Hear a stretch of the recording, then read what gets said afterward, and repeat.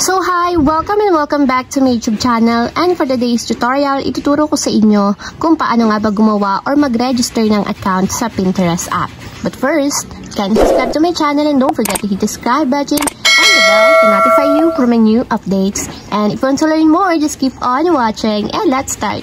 So ayan, for today's video, gagamit tayo ng Google Play Store. So dito muna natin i-download yung ating Pinterest application. So need muna meron tayong application ng Pinterest. So dito sa search bar, isa-search lang natin yung Pinterest. Then search. And ganito yung itsura ng logo niya. So kulay red. And then after nyan, itatap natin yung install para ma-install muna siya sa ating mobile device. And then wait natin hanggang sa matapos ma-install. Then, after ma-install sa ating mobile device, itap na natin yung open. And ayan, after nyan, ganito yung lalabas. So, dito, meron tayong mga ways kung paano tayo makakapag-register or makakagawa ng account sa Pinterest.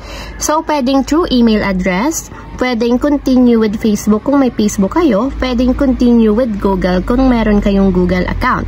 So, tatry ko na lang manggawa ng aking account through with Facebook. So, depende naman sa inyo kung paano nyo gustong i-register or gumawa kayo ng account sa Pinterest. So, much better sa akin is continue with Facebook na lang para mas madali ko siyang ma-access. Since ang Facebook is napaka-common na din sa atin and halos lahat gumagamit ng Facebook. So, ayan, after nyan, itatap lang natin yung continue as your name sa Facebook. And automatic after niya, nakagawa na tayo ng account sa Pinterest. So, ganito yung itsura ng loob ng Pinterest. So, marami ditong pwedeng pagpilian and pwede kayong mag-search ng mga gusto nyong mga topic or gusto nyong makita dito sa Pinterest. Kasi nga meron din siyang search bar and pwede kayong mag-search dito ng gusto nyong makita. So, ayun guys, ganun lang kasimple kung paano nga ba gumawa ng account or mag-register sa Pinterest.